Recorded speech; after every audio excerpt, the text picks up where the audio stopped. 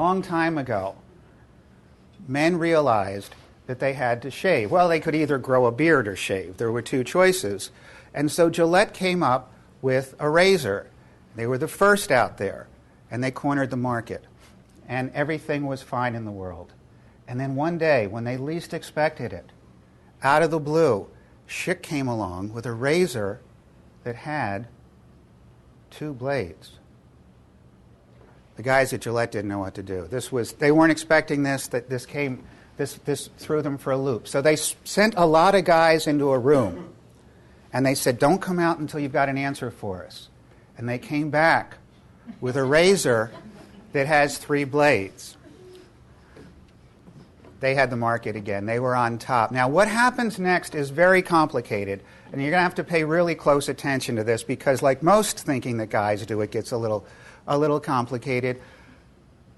Schick came out with the Quattro, okay? And I'm not jiving you. Later this week, Gillette is going to introduce a razor that has 5 blades on it. In the article in Newsweek, Schick said they were ready to respond. Women, you have to help us. This is how guys solve problems.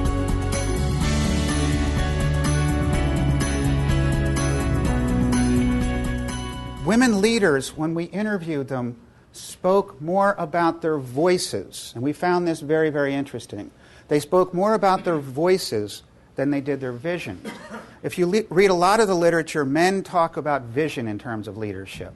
And vision is a different concept. In other words, I have a vision right now of this side of the room that nobody else in this room has. Now I've got a vision of this side. Now what leaders often do is they describe their vision in such a way that it's compelling, other people get a sense of that, and then they follow that vision. And we can all express it in the way that the leader is expressing it. The women weren't talking so much about their vision, they were talking about their voices. And part of that voice had to do with being heard. And all of the women leaders that we interviewed talked about how being heard had an enormous amount to do with how they were perceived, how they were understood, and how they became leaders.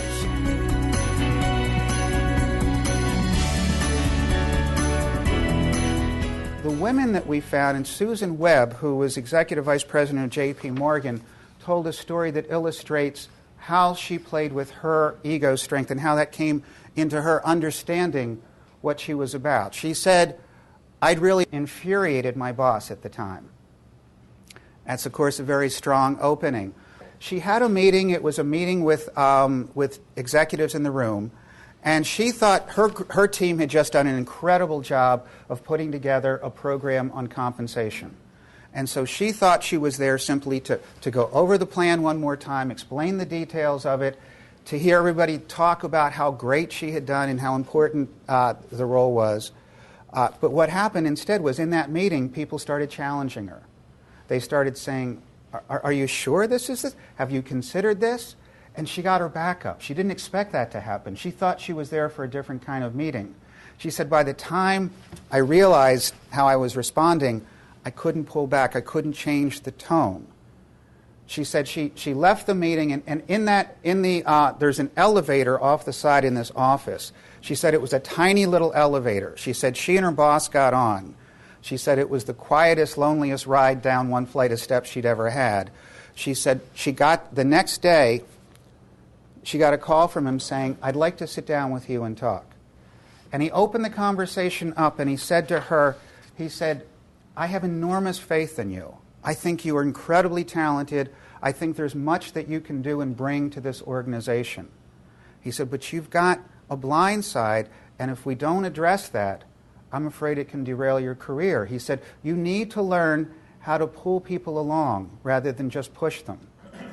She said the way he approached that has changed the way she leads from now on. She took that mentoring that he gave, but also that message that something is never really done. This project isn't complete and now I'm handing it over. She took that message that a project is continually unfolding and everybody can contribute to it. And she said, "It makes my work much, much more interesting."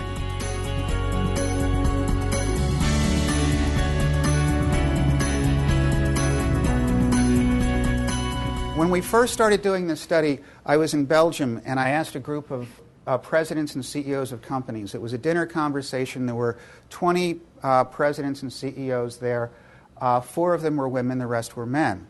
And I said, when you have a difficult decision to make, how many people do you talk to about it? And one of the guys shot up his hand and he said, well, there's 2 people in my office that I know I can talk to and that they will keep my confidence. I know that I can talk to them and it won't go any further. And I thought that was kind of interesting because that wasn't really the question that I had asked him. I didn't ask, who will keep your confidence? I just said, when you have a difficult decision to make, how many people do you talk to about it? Another guy raised his hand and he said, well, there's 4 that I know that I can talk to in complete confidence. I said, that's interesting. That's interesting. And I asked one of the women, I said, when you have a difficult decision to make, how many people do you talk to about it? And she said, oh my God, I can't tell you the number. She said, I will be as open as I possibly can until I land on my decision. And I asked another woman, and she said, oh, it's exactly the way I do it. She said, I want to hear as many different people's ideas.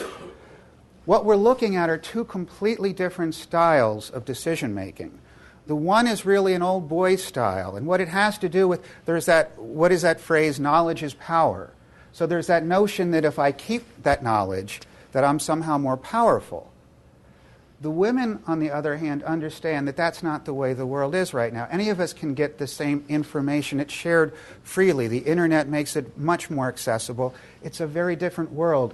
We all have the same information. What matters is what you do with that information.